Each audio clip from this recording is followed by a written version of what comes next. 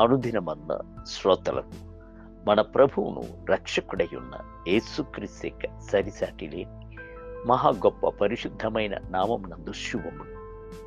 నేడు 2025 సంవత్సరము సెప్టెంబర్ మాసము 17వ తారీఖు బుధవారం నాటి ధ్యానాంశము. ఆత్మను. తెస్సలోనికలకు రాసిన మొదటి పత్రిక 5వ అధ్యాయము 19వ వచనం నందు ఆత్మను ఆర్పకుడి. ప్రభు ఒక మనుషునికి అనుగ్రహించున్న ఈవులలో అతి శ్రేష్టమైనది పరిశుద్ధాత్మయే ఉన్నది. అట్టి అమూల్యమైన సంపదను మట్టి ఘటములయ్యున్న మన శరీరం నందు మనము పొందుకుని ఉన్నాము.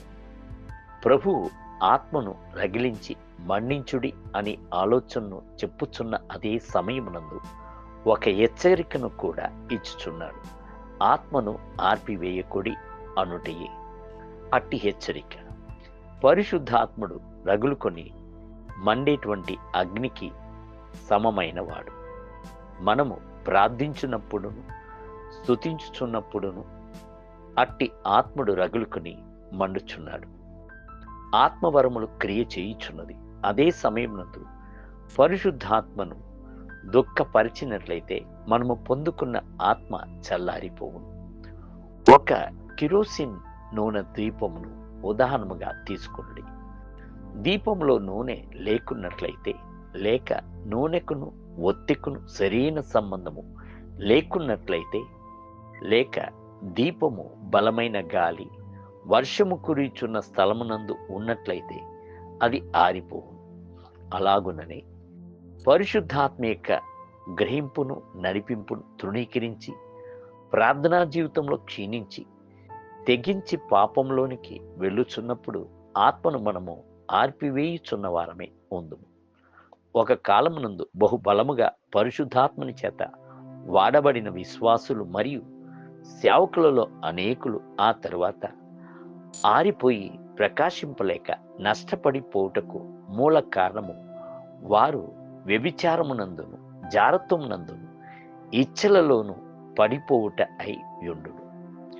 మీరు ఆత్మను ఆర్పివేయక రగిలించి మన్నించవలను అంటే ఎన్నడూను ఇచ్చలకు చోటు ఇవ్వకుడి. పరిశుద్ధాత్ముడు నివాసము చేయుచున్న శరీరమును పరిశుద్ధముగాను బహు జాగ్రత్తగాను గైకొనుడి. బైబిల్ గ్రంథము హెచ్చరించుచున్నది, పరిశుద్ధులగుటకే దేవుడు మనలను పిలుచును గాని అపవిత్రులుగా ఉండుటకు పిలువలేదు. కాబట్టి ఉపేక్షించువాడు మనుష్యుని ఉపేక్షించుడు గాని మీకు తన పరిశుద్ధాత్మను అనుగ్రహించిన దేవుణ్ణి ఉపేక్షించున్నాడు. తెస్సలోనికలకు రాసిన మొదటి పత్రిక 4వ అధ్యాయము 7 మరియు 8 వచనములు. ప్రభువును అత్యధికంగా ప్రేమించిన దావీదు యొక్క జీవితంలో ఇచ్చలు మెల్లగా ప్రవేశించాను. అంతఃపురమునందు మిద్దెపై సంచరించిన దావీదు యొక్క కళ్ళు ఇచ్చ చేత ఏడ్వబడి చివరకు భయంకరమైన వ్యభిచార పాపంలో పడిపోవలసిందై ఉండేను. తత్ఫలితమైన చేదైన ఫలమును ఆయన భుజింపవలసినప్పుడే అట్టి క్రూరత ఏమిటి అన్న సంగతిని ఆయన వల్ల అర్థము చేసుకొనగలిగాను.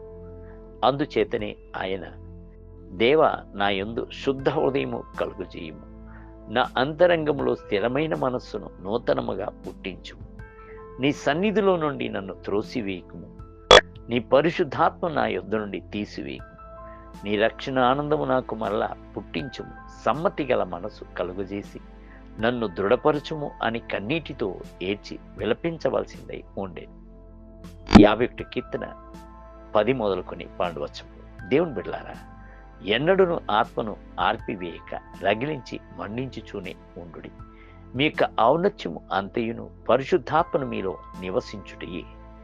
నేటి ధ్యానమునకై ఆసక్తి విషయంలో మాంద్యులు కాక ఆత్మయందు తీవ్రత గలవారే ప్రభువును సేవించుడి. రోమీయులకు రాసిన పత్రిక 12వ అధ్యాయము 11వ వచనం.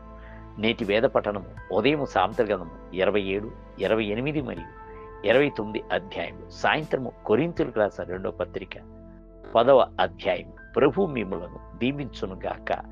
ఆమేన్.